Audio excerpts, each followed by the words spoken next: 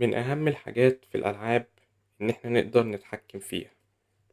عشان نقدر نتحكم فيها لازم بنبعت للكمبيوتر معلومات من خلال المدخلات بتاعتنا. المدخلات اللي إحنا عارفينها الكيبورد والماوس. طيب مدخلات بالإنجليش معناها input، فأي حاجة بندخلها للكمبيوتر، أي حاجة بنقول للكمبيوتر عليه ده اسمه input. فلما ندوس على زرار على الكيبورد أو ندوس على زرار على الماوس يبقى ده كده input، بنحرك الماوس فده كده input وهكذا. طيب ازاي بقى ممكن نعرف لو اللاعب في يونيتي داس على حاجة؟ هناخد أول حاجة خالص input.any key. لعلمكم معظم الحاجات اللي بتستخدم input dot دي booleans، يعني هتطلع يا إما true يا إما false. طيب input.any key دي بتكون true طول ما أنا دايس على زرار، وبتكون false لو أنا مش دايس على زرار. هتسألني أنهي زرار؟ ده في كل الزراير. احنا بنقول هنا اهو input.any key يعني اي زرار، لو دايس على اي زرار على الكيبورد هيكون true. طيب خلينا نجرب نعمل عليها حاجة.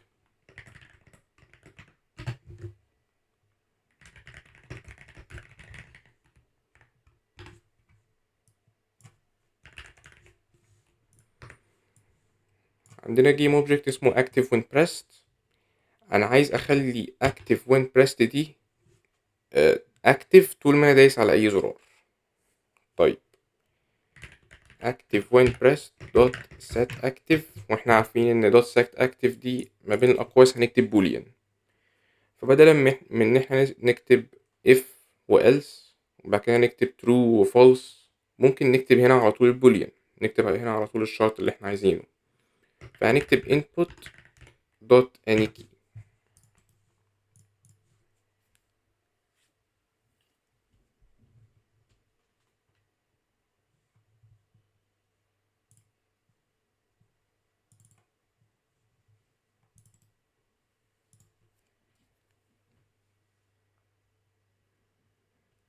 دلوقتي انا مش دايس على حاجة، اول ما ادوس على اي حاجة، او مش اول ما ادوس عشان ده هيفرق بعدين، طول ما احنا دايسين على اي حاجة اهو هيكون موجود، واول ما اشيل ايدي هيختفي. طيب لازم بقى نبدأ نفرق ما بين حاجة اسمها input dot any key و input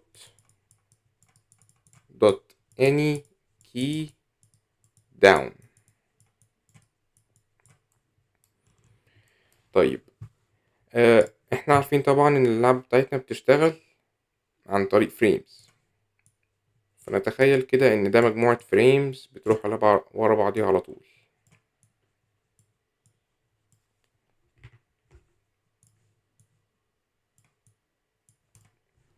طيب نتخيل بقى ان احنا مش دايسين على اي حاجة في اول فريم، ده هيكون false وده هيكون false. طيب اول ما ندوس على زرار هنا بقى، اول ما ندوس يبقى الاتنين هيكونوا true، ده هيكون true وده هيكون true. طيب احنا بقى هنخلينا دايسين، تمام، مش هنرفع ايدينا، هنخلينا دايسين كمان 3 فريمز، يعني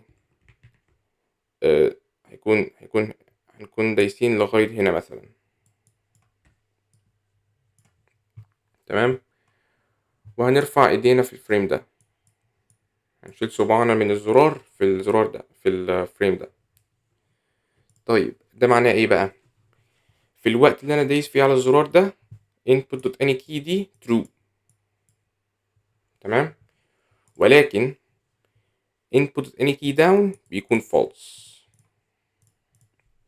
ولما نرفع ايدينا يبقى طبعا الاتنين هيكونوا false. طيب ليه بقى؟ علشان input.any key طول ما انا دايس ولكن input.anyKeyDown أول ما أدوس. تمام.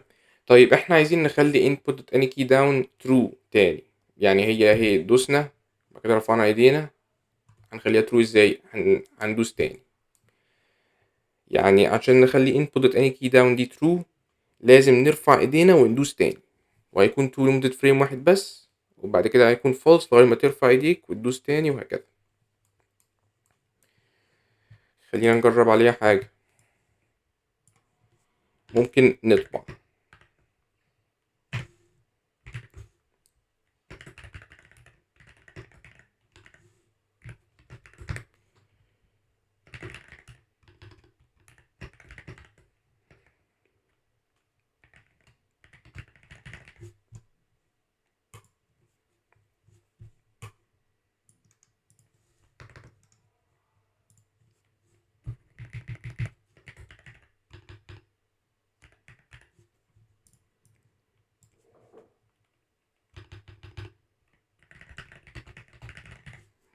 طيب key is pressed دي طول ما انا دايس على الزرار.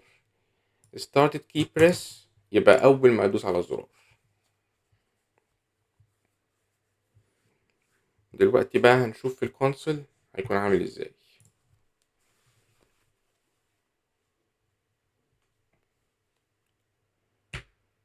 اهو انا لسه دايس على الدي لغايه دلوقتي. هنا اهوت key is pressed عمال يزيد عشان كل فريم انا دايس فيه على الزرار بيكون true، فعمال يطبع كل فريم.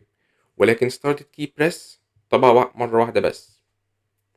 طيب هشيل ايدي من الزرار اهو وقف يطبع. هدوس تاني اهو ده زاد واحد، ولكن ده لسه بيزداد. طيب لو احنا عايزين بقى نحدد الزرار، يعني مش عايزين مجرد بس نقول اي زرار، لا عايزين نحدد مثلا ال W يروح قدام، ال S يروح ورا وهكذا. هنعملها ازاي بقى؟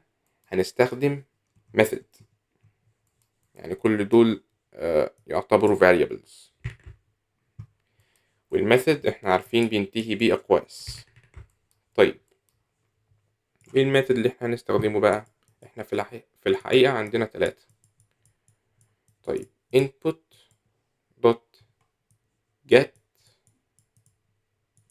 key،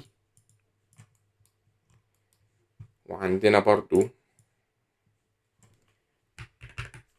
input dot get key down و input dot get key up.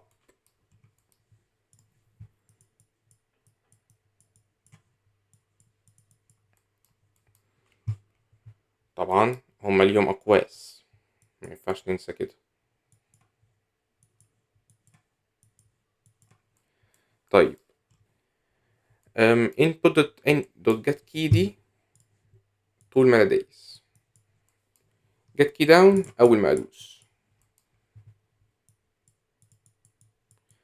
طيب get key up أول ما أرفع إيدي أو أرفع صباعي. تمام. يعني تخيلوا عكس الجت كي داون. يعني هنا مثلا الجت كي داون هنا فولس عشان احنا رفعنا ايدينا، جت كي اب هتكون ترو. طيب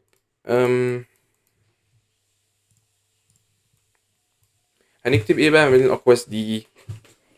في خطأ بيقعوا فيه ناس كتيرة، انهم يكتبوا الحرف اللي هم عايزينه على طول، مثلا يكتبوا W او سبيس. ده غلط، ما ينفعش نكتبه على طول. لازم نكتب هنا كي كود،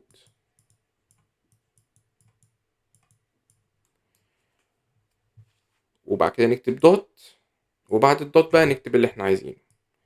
عايزين مثلا لما ندوس على W يكون true اهو.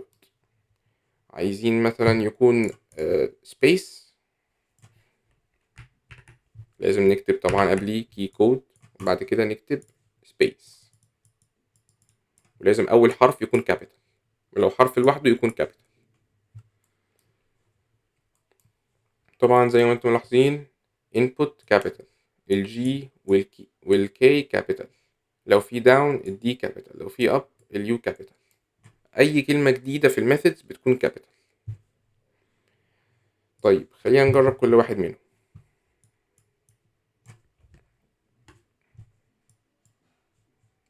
عايزين نعمل نفس التجربة اللي عملناها بالجيم اوبجكت.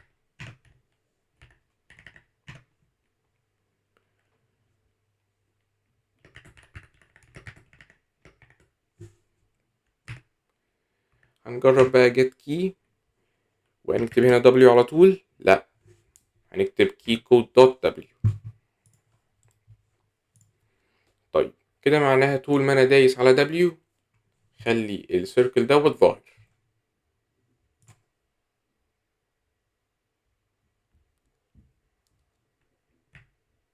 اهو.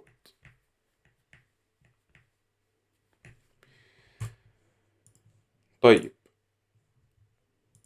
نجرب بقى نعمل اللي احنا كنا عاملينه قبل كده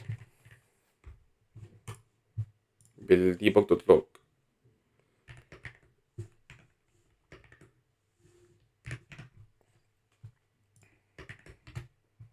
طيب طول ما احنا دايسين على W يطبع W key is pressed، ولكن أول ما أدوس على W يبقى W key يبقى started pressing W key.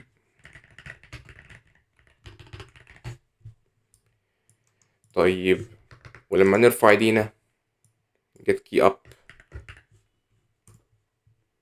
يبقى كده ended pressing أو stopped أحسن stopped pressing W key.